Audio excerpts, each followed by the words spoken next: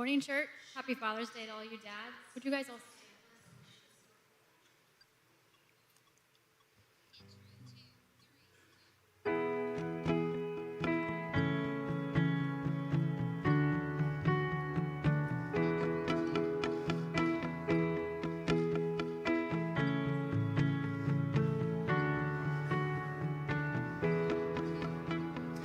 Open the eyes of my heart, Lord. Open the eyes of my heart. I want to see you.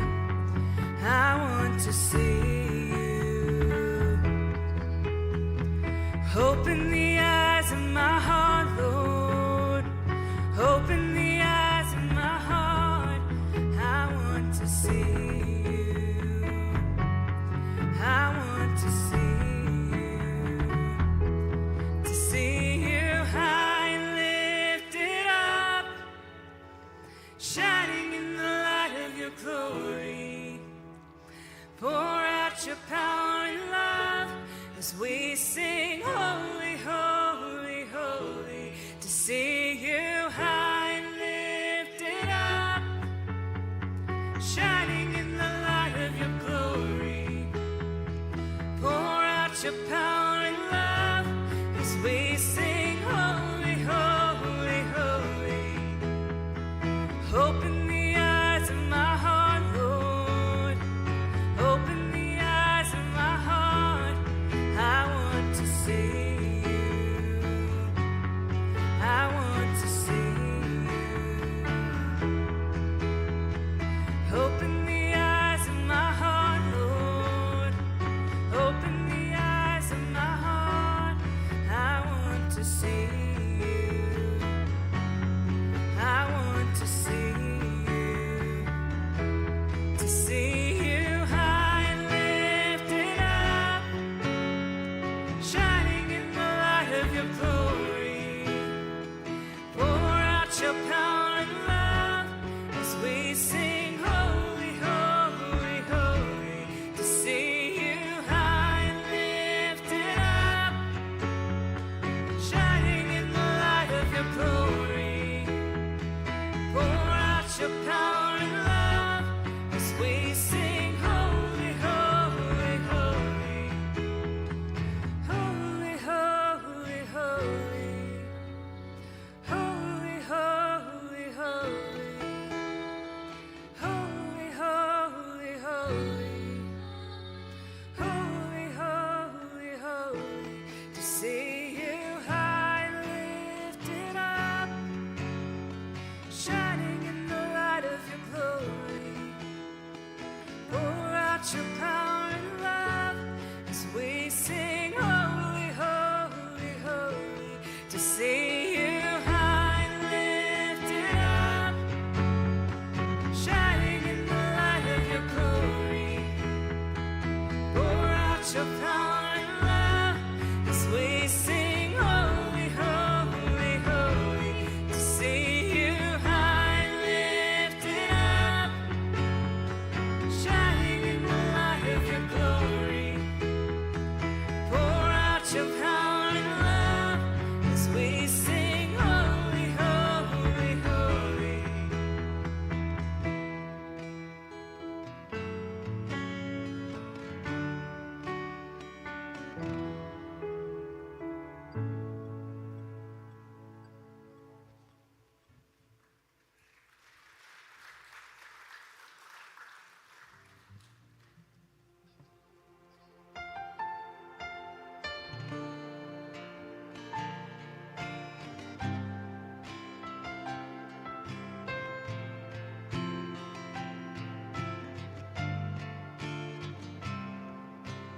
Thousand generations falling down in worship, sing the song of ages,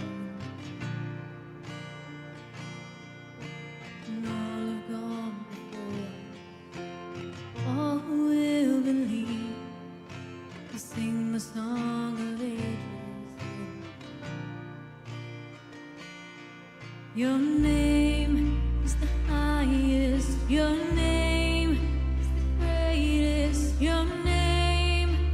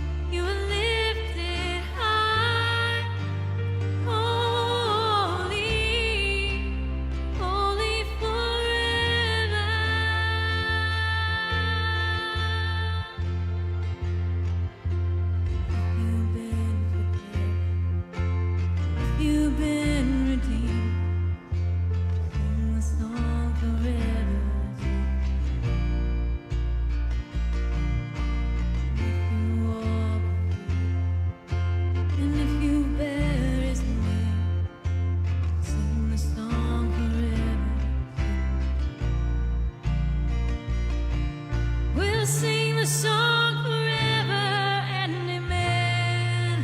And the angels cry, holy, all creation cry, holy, you are lifted high, holy, holy forever.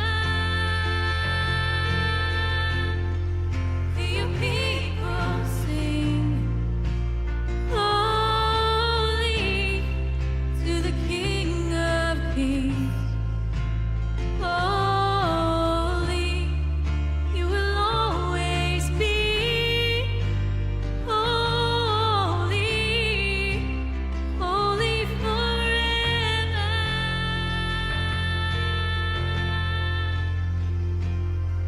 Your name is the highest. Your name is the greatest. Your name stands above them all.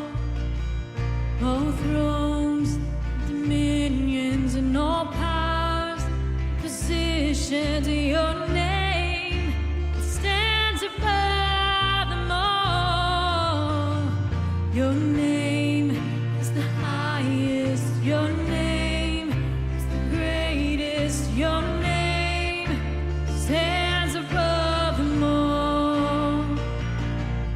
All thrones and dominions, all powers and positions. Your name stands above them all. The angels cry, holy, all creation cries, holy, you are lifted high, holy, holy forever.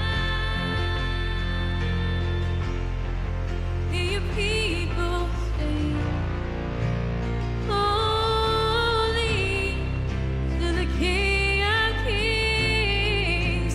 You're holy,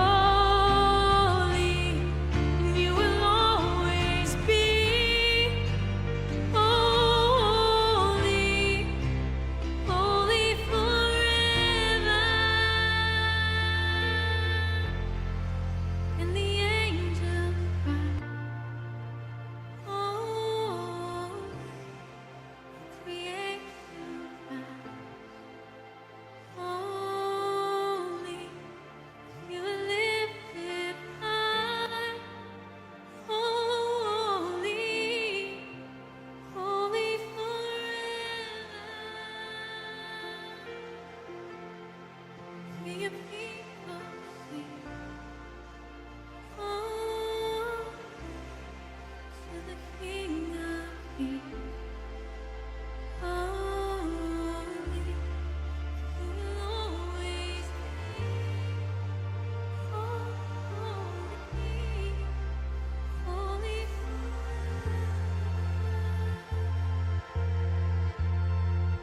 you will always be. Holy, holy forever. And you will always be holy, holy forever.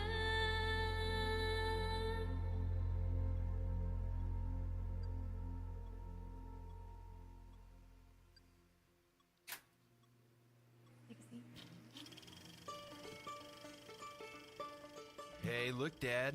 There's some footage with you in it, which is pretty rare since you like to be behind the camera. There you are feeding me some ice cream while something is definitely going on with that shirt collar. Hey, remember that time that you were filming us and Missy hit me with that jump rope thingy? See, watch, here she goes. 3, 2, 1, boom. I doubt it really hurt, but I cried and said, Missy hit me. See, watch my lips. Missy hit me. What did you do? You pointed and said go hit her right back. So I did. Look, it wasn't your best advice. And that's okay. And Now she's coming after me. Oh, okay. Well, look, let's face it. You were balancing a career, a marriage, and the most time-consuming of all, being a dad. And we knew how to push your buttons. We were experts at crying for no reason. In the same way, there's no reason to spin that in front of me. It will make me come after you, sis. Anyway, I'm thankful that you stuck with us and didn't stop. You didn't stop showing grace. You didn't stop loving us where we were. You didn't stop filming your son when he basically curled up into a ball of tears, but you honored the sacred dad rule. Keep the camera rolling. To all the dads out there, happy Father's Day. Thanks for letting us have a good cry for no reason and then run off.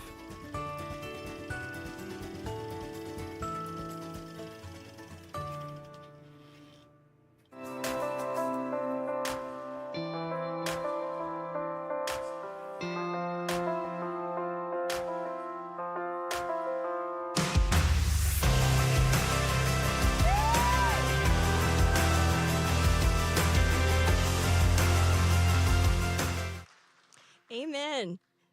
I'll never get tired of moments like that and seeing people turn their lives over for Jesus.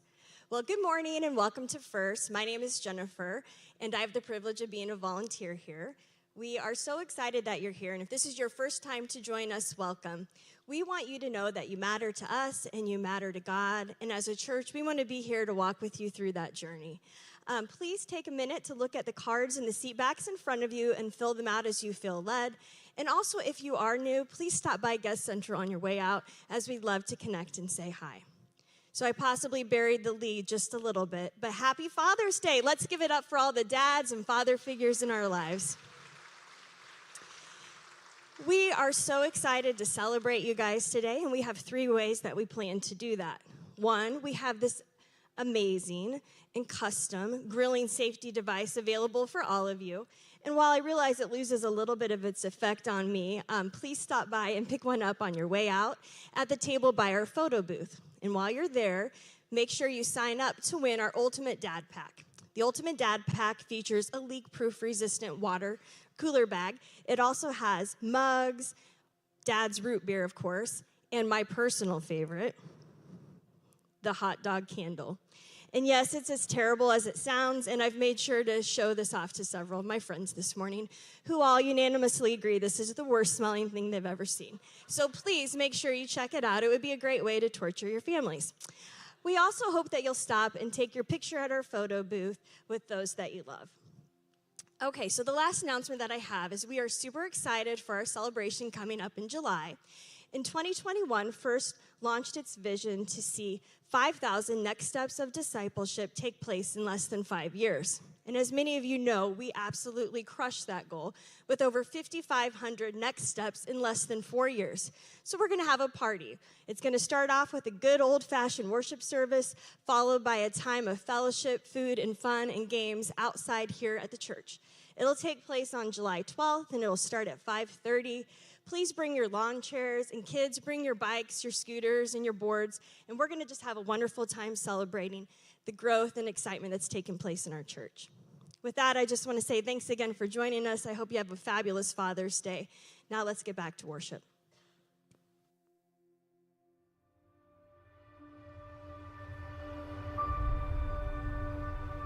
Jésus, étant arrivé dans le territoire de Césarée de Philippe, demanda à ses disciples, « Qui dit-on que je suis, moi, le Fils de l'homme ?» Ils répondirent, « Les uns disent que tu es Jean-Baptiste, les autres, Élie, les autres, Jérémie, ou l'un des prophètes. » Il leur dit, « Et vous ? »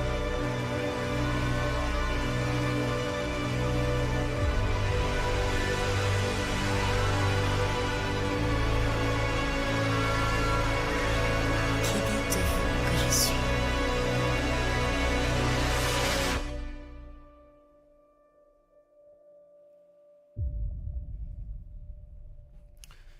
You know, it's interesting. Every Father's Day is kind of a weird day for me. Some of you know my story that my father passed away from cancer when I was a young boy, and if it wasn't for the men that my mom placed me around church and a lot of my coaches, I would not probably be here in front of you today. And so now being a father myself, going on 7 years, it's a pretty interesting time because I have to kind of navigate these waters of how do I lead and do something despite not having it modeled for me.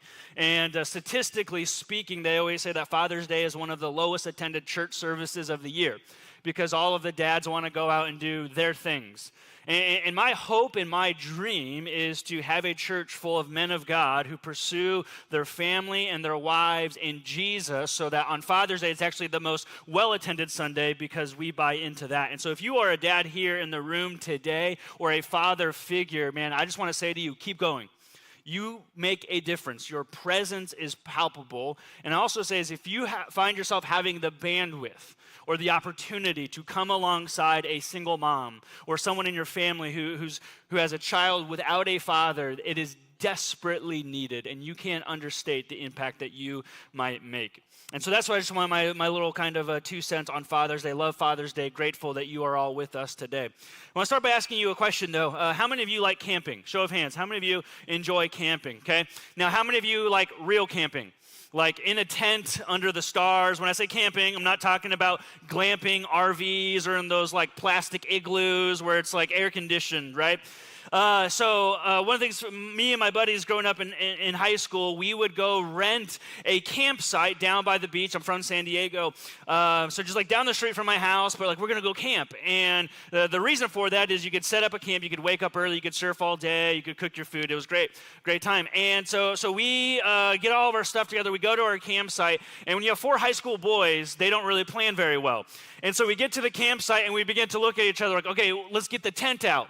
And it was like that Spider-Man meme, right, where they're all pointing at each other. Did you bring the tent? Did you bring the tent? And so we didn't have a tent, and so we go to the camp store, and we were able to purchase a tent. 1 2-person tent for 4 high school boys. So we set this thing up, we put the air mattresses in, we get all cozy, and then about midnight, all of a sudden we began to hear this whoosh noise. And we're like, that's weird, there's no rain in the forecast. And so we just kind of roll over. And then about 10 minutes later, we are all drenched because we put our tent next to the sprinklers. And so we are dripping head to toe. We were young. We didn't think, we got to put the rain cover on. We had no idea what was going to happen. And so we're like rolling out of the tent as like wet dogs. And then we were going up to the campsite. We didn't bring towels. We had nothing with us. And so we just looked like disheveled boxcar children at this point. And thankfully, one of the guys helping run the thing was able to help us call our parents and to come pick us up, take us warm showers. And then we went back the next day and did it again. We just slid the tent over about 5 feet going on forward. You know, so ever since then, like camping is not a really big thing for me. This summer, my wife and I, it is our goal to start introducing our kids to camping. And so we're going to camp out on the back deck.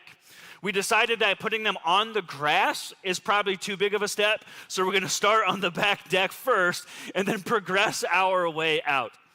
But those of you who enjoy camping, and when I mean camping, like in a tent, real type of camping, there is 1 week of the year of the ancient Jewish tradition that you would have really loved, and that's what we're going to dive into today.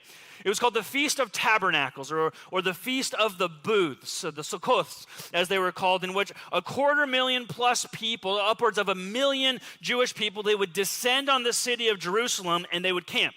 They would erect these temporary dwellings in order to remember their time in the wilderness as ancient people following God around. When God released them from their oppression, their slavery of Egypt, and then they would camp in the wilderness for 40 years every day. He would provide for their needs. And it was one of the 3 most high holy weeks that Jewish men in particular were told to participate in. They had to participate in Pentecost, Passover, and the Feast of Tabernacles. And as we dive into this story today, we're going to see something interesting. Jesus is going to go into the city of Jerusalem, his way, his timing, for his purposes, but people's opinions of him, people's opinions of Jesus are going to start to come to the surface. And so that's what we're going to dive into today is what do you do when you come face to face with your opinions? What do you do when you come face to face with your opinion? So if you have a Bible, John chapter 7. John chapter 7. If you want to join us there, man, we would love for you to join us. We are in this study through the Gospel of John. Every single week we dive into the Word of God because it has truth and power to our lives. If you are here and you're new with us, we are glad that you chose to spend your Father's Day with us. As Jennifer said, grab a gift, grab a Bible on the way out if you don't have one. We encourage you to bring your Bible so that we can take notes, we can study, we can write things in the margins to see how the Spirit might be speaking to us. And the Gospel of John is trying to solve this one big question, which is, who is Jesus? The other four Gospels, the other three Gospels, Matthew, Mark, and Luke, the Synoptic Gospels, give us the what, the where, the when, perhaps even the why. And John writes a few decades later to say, but let me tell you who Jesus is. Because everybody has an opinion on Jesus. Turn to your neighbor right now and say, you have an opinion. Turn to your neighbor right now and say, you have an opinion on Jesus. Because that is the truth, is that we all have an opinion about Jesus, whether fully formed or not, whether carefully articulated or not at all, you have an opinion about Jesus, and your opinion of him matters. I might even say not just your opinion of him, what you do and handle the opinion when it goes contrary to what you maybe think or feel about him matters a lot. So John chapter 7, we are picking up in verse 1. If you're there, say there, and let us dive in today. It says, after this, go ahead, circle that phrase, after this, Jesus went around into Galilee. He did not want to go about in Judea because the Jewish leaders were looking for a way to kill him. But when the Jewish festival of the tabernacles, you can underline that, your translation might say the feast of the booths, was near, Jesus' brothers, okay, talking about like biological brothers here, said to him, leave Galilee and go to Judea so that your disciples may see the works you do.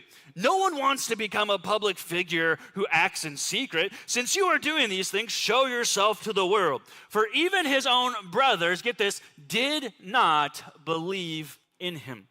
Therefore, Jesus told them, my time is not yet here. Underline the word time. For you, any time will do. The world cannot hate you, but it hates me. You can underline that phrase, hates me. I testify that its works are evil. You go to the festival, but I am not going up to this festival because my time has not yet fully come. And after he said this, he stayed in Galilee. However, after his brothers had left the festival, he went also, not publicly, but in secret. Now at the festival, the Jewish leaders were watching for Jesus and asking, where is he? And among the crowds, there was a widespread whispering about him. Some said, he is a good man. Others replied, no, he deceives the people. But no one would say anything publicly about him for fear of the leaders. So after this, John says, we're coming out of chapter 6. Jesus feeds the 5,000. He walks on water, this teaching, I am the bread of life. It's not like the next day. It's probably almost as much as a year later in which John is kind of speeding up the timeline. Because remember, John's point is not to give us a chronology of the life of Jesus, is to build this picture. This is who you need to believe in with your life. And so he's getting ready, he's preparing for this moment that is going to then be a few months after he arrives in Jerusalem. And it says that he goes up to Jerusalem, even though he kind of tells his brother he's not going to, different sermon for a different time. He's not lying, he's not deceiving them, but he's trying to make a point. That you have misunderstood who I am. You have misunderstood what I came to do. You misunderstood my timing. I act on my Father's will, not yours. And so they go up to Jerusalem during the Feast of Booths, Sukkoth, in which there was this massive campout.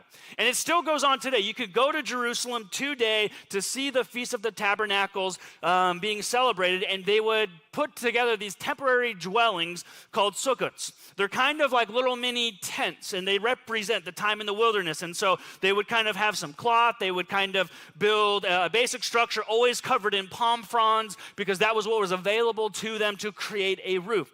And the whole point of this feast, the Feast of the Tabernacles, the Feast of the Booths, was to do two things. Number one, it was to reflect on the sovereignty of God.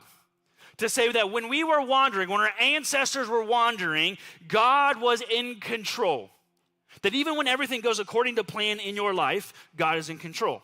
When nothing goes according to plan in your life, God is still in control. And so that's the first thing, is they were reflecting on how God is sovereign. The second thing that they would do is they would remember his faithfulness, his goodness. That for 40 years they were in a dry, desert, barren land, but he will deliver them to the promised land, and rain, quail, manna would come. And this collectively became a feast, a festival of hope. Because when God is in control and we know that he is good and faithful, it comes together to give us hope to move forward. And so here's kind of what would happen. So they would go into the city, they would stay in these tents, and every single day there was this ritual that would happen. The high priest would take this golden pitcher and he would go down to the pool of Siloam, which would be right outside the city. And he would dunk it in, he would fill it up, and he would march it back all the way to the center of the temple. And as he was marching it back, they would shout praises. They would recount Psalm 113 through 118, the Hallel section. And then as he would pour it on to the center, the Holy of Holies, they would begin to shout the phrase, Hosanna, Hosanna, Hosanna, which is this phrase that means save us. And on the seventh day of the week, after the high priest would have the golden jug filled with water, he would actually go around 7 times as a representation of the walls of Jericho. God was good and faithful, but he did things on his time, in his way, for his purposes. And then he would stand there, and a deafening silence would come across the crowd, letting that anticipation build, that sometimes waiting on God's faithfulness and his goodness requires us to listen, to seek him. And then as he would slowly pour out the water, those shouts, those praises of Hosanna would begin to just raise up and blow the city away. They would say, one scholar said that you could probably hear these chants from upwards of 3 miles away. And so here's Jesus. He's in the midst of this festival, but we learn something interesting first, is that Jesus had some brothers. Some of you are like, wait a second, Jesus had some brothers. Yeah, the Gospel of Matthew actually tells us that Jesus had sisters as well. Can you imagine if Jesus was your sibling? Growing up must have been awful, right? Not only was he your older brother, but every single time you did something wrong, your mom would have been like, I just wish you'd be more like Jesus. Come on, Jesus takes out the trash the first time I ask him, not the third. Come on, Jesus doesn't hit his siblings. Jesus doesn't get angry. Could you imagine having Jesus as one of your siblings? It would drive you absolutely mad. So it makes sense that they do not really believe him. Because let me just tell you, there is one person, there's hopefully even but one person in particular in this planet who, if I tried to tell you, which I'm not, but if I tried to tell you, I'm the Messiah, God sent me to save the sins, you should listen to me, no one comes to the Father except through me, the number one person who would be like, yeah, that ain't it, is my sister. Because I've hit her before, right? I've yelled at her, we've gotten in fights and arguments, she'd be like, there is no way, okay? And yet Jesus' siblings, kind of we can understand, had this trouble believing in him because of that sibling rivalry. And it's funny, they began to say, if you're so popular, Jesus, you've been doing this show in the small city of Galilee, go up to Jerusalem, show everybody your powers and show them what they have to do. Little Messiah boy, let's see what you got. I love it how the Living Bible puts it, verse 4. Look at what the Living Bible says, as his brother is saying, is you can't be famous when you hide like this. If you're so great, prove it to the world. They're kind of coaxing him. They don't really believe. And Jesus says, I'm going to go. But he goes for his purpose, on his timing, to do things his way. And what this chapter began to show us is that there's many different people with many different opinions on who Jesus is. And oftentimes it's because we have opinions of Jesus that misunderstand his timing, his way, his purpose.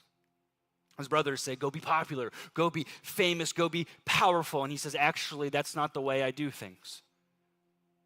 I'm going to go live and die as a suffering servant. You've misunderstood my way. Go up now, bro. Don't delay. If you're really the king of the universe, if you're really the Yeshua Messiah, go up. Let everybody see you and experience. Why are you waiting? Just go show it. My time has not yet come because my timing depends on the Father and not what the rest of the world feels I should do. Go, rally your crowd, become this influence, reap that praise, become this political leader, start a revolution. Come on, you just need it. And he says, no, my purpose is actually to bring truth. And that truth is going to cause people to hate me in this life. But the truth will set them free. And here's my point this morning, is that everyone has an opinion on the way, the timing, and the purpose of Jesus. Every single person has an opinion on the way, the timing, and or the purpose of Jesus. Maybe it's acutely formed and there's a reason they have this opinion. Or perhaps they don't know why they have this opinion. They're just going along with the currents and streams of culture. You see, when it comes to opinions, oftentimes we draw very strong lines about things. We can get stuck on things and we don't want to see things a different way. We don't want to break out of them, big or small. You have opinions on probably a lot of things throughout life. Like if you work for somebody, chances are you have an opinion that if you were the boss, you would do things differently. You knew how the better things to do. In your marriage, you probably have an opinion on what your spouse should or shouldn't be doing. You have opinions on the way that the kids should be raised, educational systems. And arguably the most contentious thing we have opinions on is toilet paper. Over or under? Fights break out. I don't know if people get divorced over this, but man, like it's a real thing. So we're just going to settle it right now, okay? All the people who put it under, stand up so we can pray for you, okay? I'm just kidding. Do you fold it? Do you crunch it, right? You know, what's the proper technique? It's funny, we draw very strong opinions about menial things in life, do we not? Let me give you a couple examples, and so you can just shout your answer out to this. Okay, here's the first one. When it comes to a hot dog, okay, does ketchup belong on a hot dog? Yes or no? Just shout it out. Just shout it out. Yeah. A couple weeks ago, I went to Wrigley Field for the first time. One of my friends was gracious enough to bring me and my son Jude along, and so, I'm up in Chicago, never been to really Chicago before. Chicago, the Windy City, you know. And so I go to get a hot dog, and the guy's like, you want everything on it? And so, yeah, I was like, absolutely, load it up. So he does the mustard and the dill pickles and the onions and the relish, and then he hands it to me. And I looked at him, and I said, do you have any ketchup? And he told me to leave. No, I'm just kidding. He didn't do that. He was super chill. But you could tell he was just like, I don't know, you must not be from around these parts, right? It's a very Midwestern thing. Here's the second one, okay? How do you pronounce this? All right, peanut butter people, where are you at? Where are my peanut butter people, right? It's Jif. I think it's really pronounced GIF, so, you can be learned there. And here's one I have a strong opinion on, but I won't die on this hill. But when it comes to audiobooks, is this actually reading or not? Yes or no? Shout it out, people, right? A lot of you shouted yes. You're wrong. I'll pray for you. You are consuming the content and the intellect, but you're not reading, right? But it's all good. It's all the same. When it comes to opinions, they're super easy to have. Yet if we don't know why we have them, they can become very dangerous. Even more so, and this is the point for the rest of the morning I want us to maybe sit with, is how does an opinion get changed for you? I heard it said this week that a dead fish can go with a current, but it takes life and determination to swim upstream. This crowd, his own brothers in this moment, have a very strong opinions about Jesus that chances are they're just parroting what everybody else thinks. You're not really the Messiah, you're just one of us. He's just a good man. No, he's not a good man. He's a deceiver of people. Verse 20 that we'll study in a couple of weeks says he's actually demon-possessed. There's all these opinions about Jesus, but nobody probably knows why they actually have it. They just hear it and they like it, or it feels good, or it sounds right, and so they just swim along like a dead fish with the rest of the current. And Jesus says, no matter your opinion about me, Jesus' opinion about himself is the true way we need to view him. And we have very strong opinions about Jesus today. You might be here today because you have a very strong opinion about Jesus. Maybe you don't have an opinion about Jesus and you're trying to figure out what your opinion ought to be. Maybe over time in the last few weeks or months or years, your opinion has shifted over time. Some people think that Jesus is just a good moral teacher. Some people's opinion of Jesus, he's just a historical figure.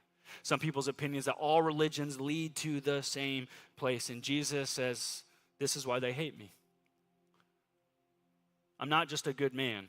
I'm not just a good moral teacher. I'm not demon-possessed. I'm not a deceiver. I'm here to give you the truth, and the truth will give you life, but your opinion about me has to be willing to change to the truth about me. And I want us to think about this. Fast forward, okay? So 250,000 Jews in the city of Jerusalem. This whole festival is going on. Jesus' opinions about him are widespread. Fast forward a year. At this point, Jesus would have died on the cross, risen from the grave, ascended back to heaven. You fast forward a year, guess what is happening in the city of Jerusalem still? The Feast of the Tabernacles, the Feast of the Booths. Yet, something peculiar would be noticed, is that there is going to be less huts this time. There's going to be less booths this time. His brothers, who didn't believe him, fast forward a year, are now following him, leading churches, writing letters, and potentially being willing to die for him. Yet these same people going with the current, the religious leaders have dug their heels in and they have kept their opinions the same. They're still sitting in their booths, waiting, hoping that the Messiah will come. You see, I believe this is where Satan wins the day, is when he gets people so engrossed and blinded by their opinions that they don't know why they have them. Maybe it feels personally good or it's beneficial to them, but they become unwilling to change. And that's where the enemy of the gospel of Christ says, the more I can get people to be strong on opinions and unwilling to change, I have them right in my crosshairs. That the more stuck in the mud they get, the more hostile they become, the more angry they present themselves over opinions, I'm winning, Satan says. So let me ask you this question. Maybe you thought about it, maybe you haven't, maybe there's somebody in your life that the Spirit is bringing to your mind, but let me just ask you this question, is that when Jesus doesn't match my opinion of him, who changes? When your opinion of Jesus doesn't match who he presents himself to be, who changes? Who changes? Because do we not have this mentality that Jesus is someone that we get to kind of curate? Well, I like my Jesus uses these kind of words, but I don't like the harsh words. I like the soft Jesus, the meek Jesus, but I don't like the strong Jesus. Like, the dude was jacked. He carried a cross up 3 miles of a hill. The dude was a raw man. He would go to the religious political leaders and call them out in public without shame. But we don't like that view of Jesus sometimes. It doesn't seem nice or kind or compassionate. And Jesus says, I don't care. They're going to hate me because this is the truth. What about when Jesus calls you to forgive that person you don't want to forgive? To love your neighbor as yourself. To serve your spouse as you would see Jesus serve the church. To give back to him, to serve him, to love without bounds. What happens when your opinion of Jesus doesn't like who he really is? Who changes? You know, when I think about this, sometimes I think about what happens to us when there's an opinion on the way we want things to be done and how we sometimes respond. It reminds me of this little video here. Check it out. Strike one. Dad, that wasn't a strike. That was, you swung. No slow balls. Slow ball. Hey.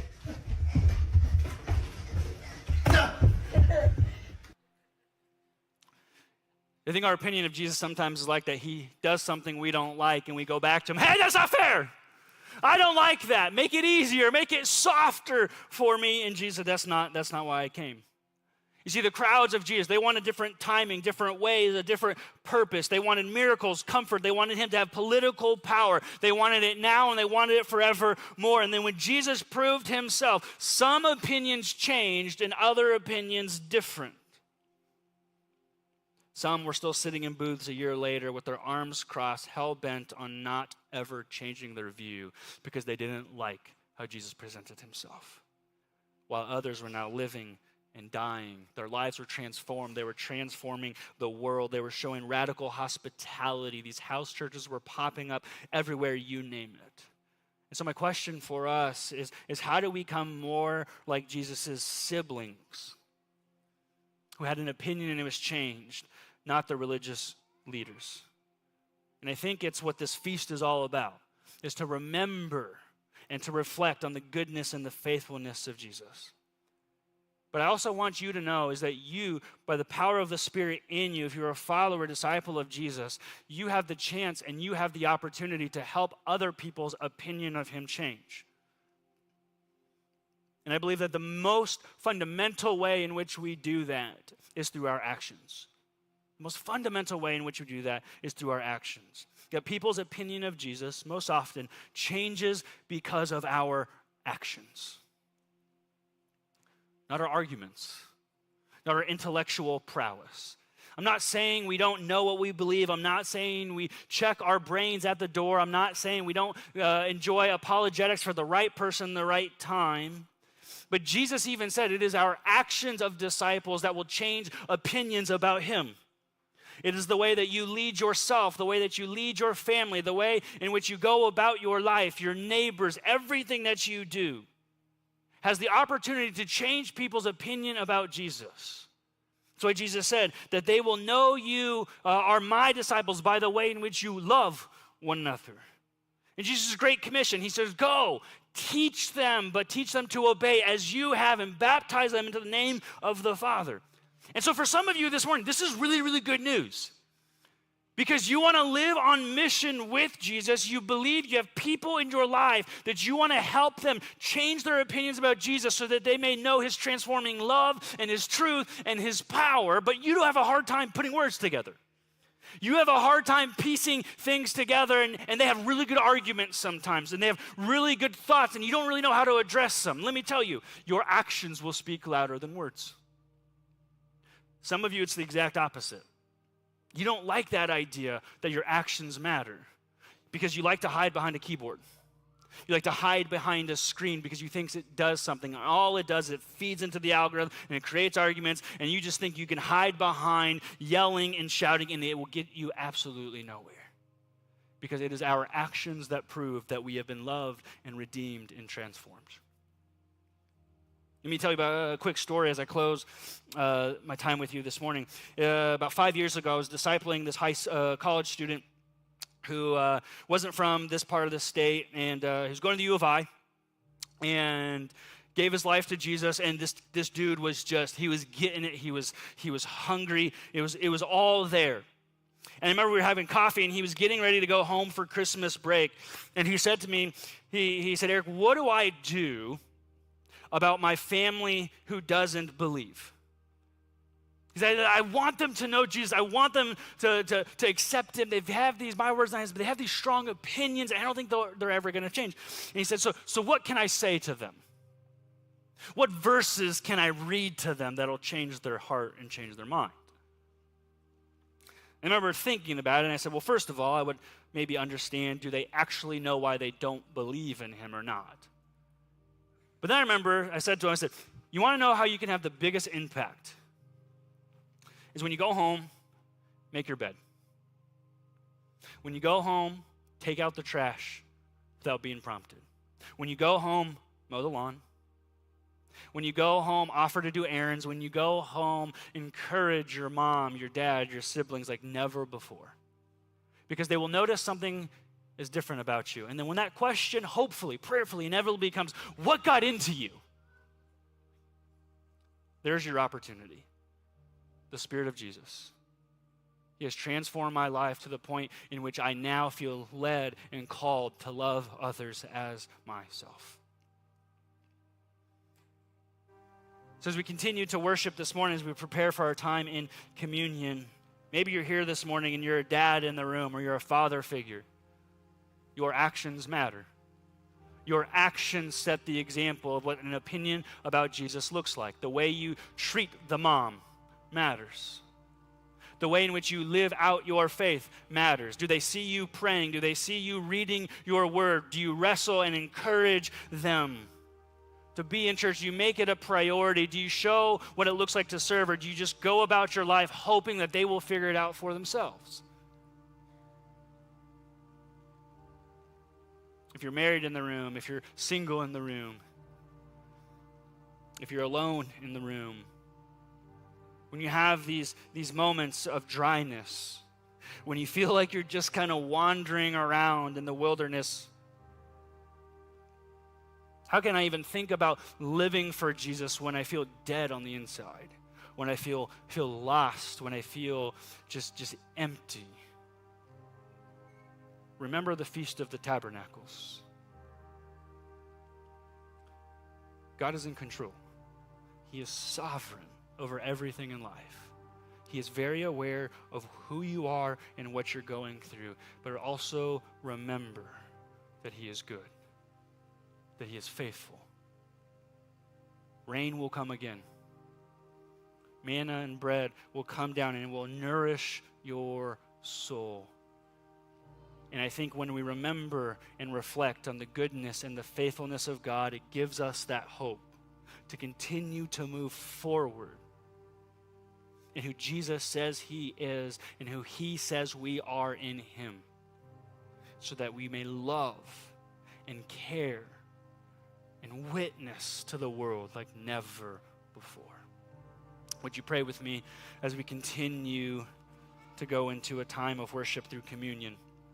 If you hadn't had the chance to grab the elements, you can grab those as a timer comes on the screen. The cracker represents the body of Christ broken for us, and the juice represents the blood of Christ shed before us. And it is that work, that action, that does a transforming work within us. To not just say we know who Jesus is, but to live as His disciple. Would you pray with me? Jesus, we surrender our opinions about You, our opinions of the things You call us to. We praise You for Your sovereignty. We remember Your goodness. Therefore, give us courage, give us hope to follow and to celebrate You with our lives. And Jesus, if there's an opinion about You that we need to surrender, may You reveal it to us. If there's somebody in our life who we know, we love them, we want them to know You, may we work diligently to show Your love, and when the moment comes, to share that good gospel truth. That all have sinned and fall short of the glory of God, but those who confess with their mouth that Jesus is Lord, they are renewed, they are made steadfast for a life everlasting. Give us courage. Amen.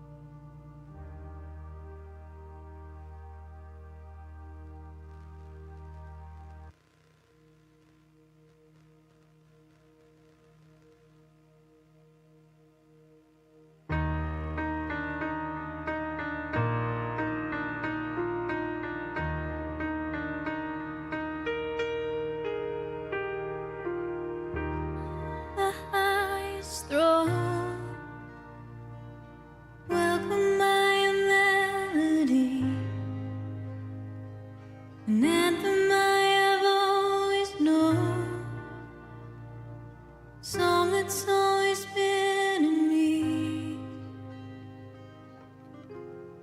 All glory and honor, dominion and power to you. A million angels fall face down on the floor, all to echo, holy is the Lord. My heart can't help but sing with all of heaven around, forever echo, holy is the Lord. Oh, forever echo, holy is the Lord. Memorized by every heart, written in eternity.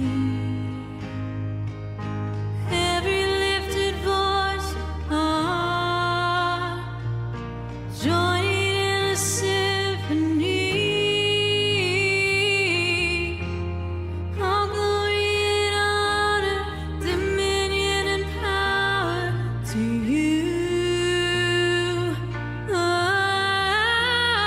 All wisdom and wonder belong to no other but you. A million angels fall face down on the floor, all to echo, holy is the Lord. My heart can't help but sing with all of heaven roar, forever echo, holy is the Lord.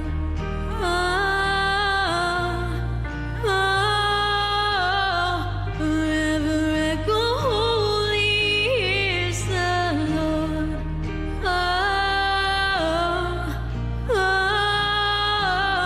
Forever echo, holy is the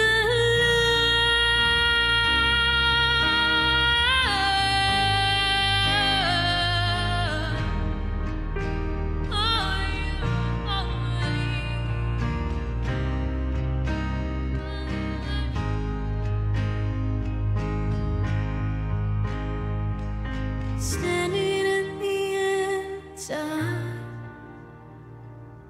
there before the throne of grace, majesty before my eyes, let it take my breath away.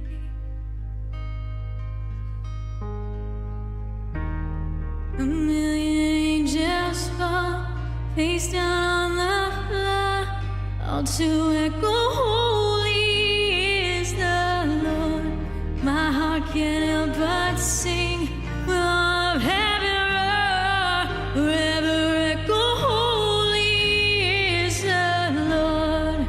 A million angels fall face down on the floor, all to echo, holy is the Lord. My heart can't help but sing with all of heaven roar, forever echo, holy is the Lord.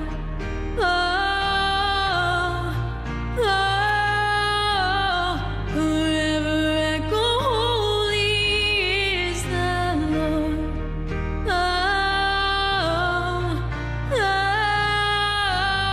Forever echo, holy is the Lord.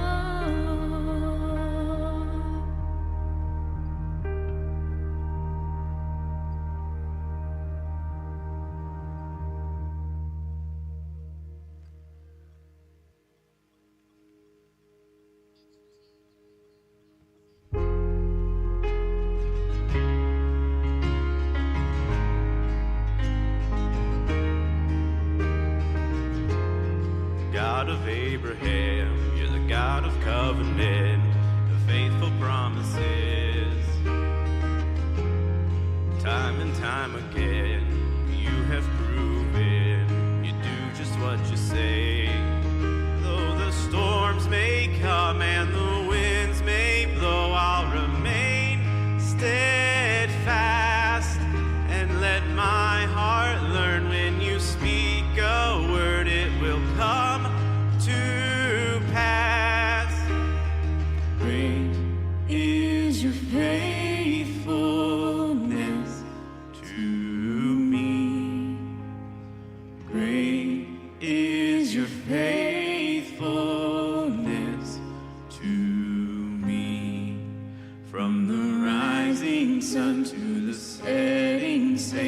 will praise your name.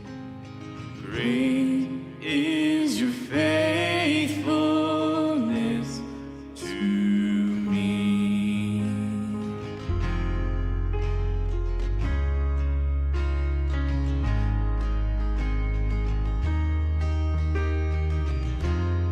God, from age to age, though the earth may pass away, your word remains the same, yeah. Your history can prove there's nothing you can't do. You're faithful and true. Though the storms may come and the winds may blow, I'll remain steadfast and let my heart learn when you speak a word, it will come to pass. Oh, great is your faithfulness to me. Great is your faithfulness to me. From the rising sun to the setting same, I will praise your name. Great is your faithfulness to me.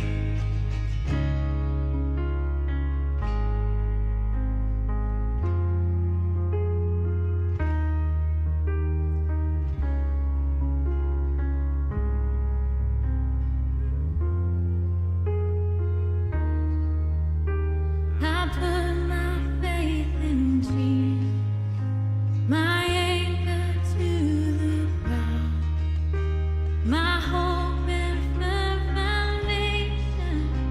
He'll never let me down.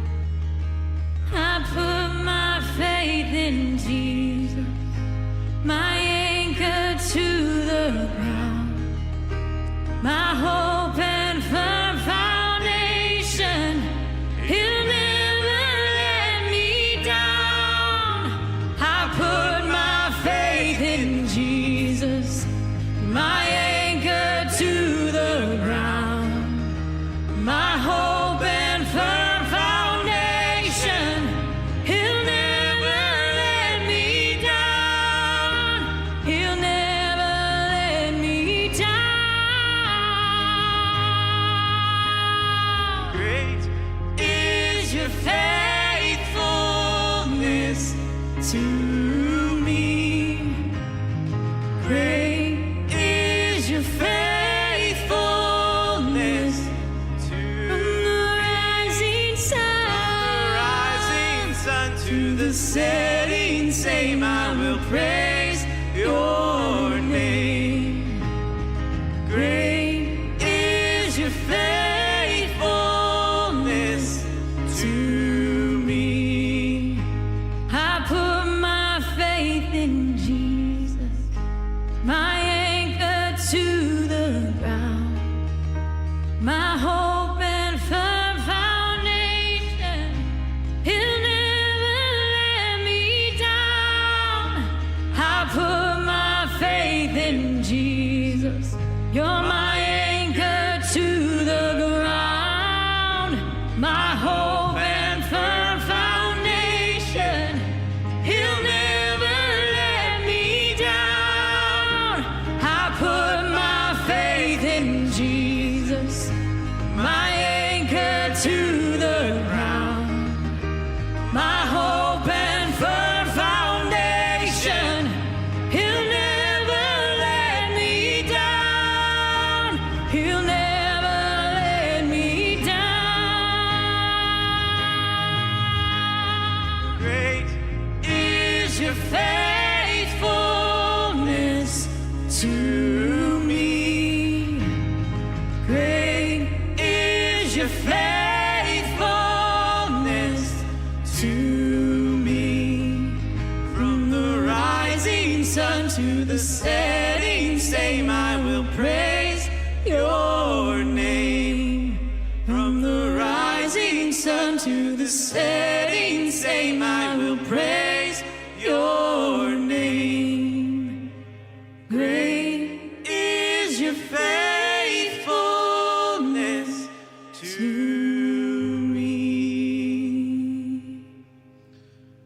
so much for worshiping with us today. Happy Father's Day to all the fathers out there, and go be the church where you live and work and play. We'll see you next week.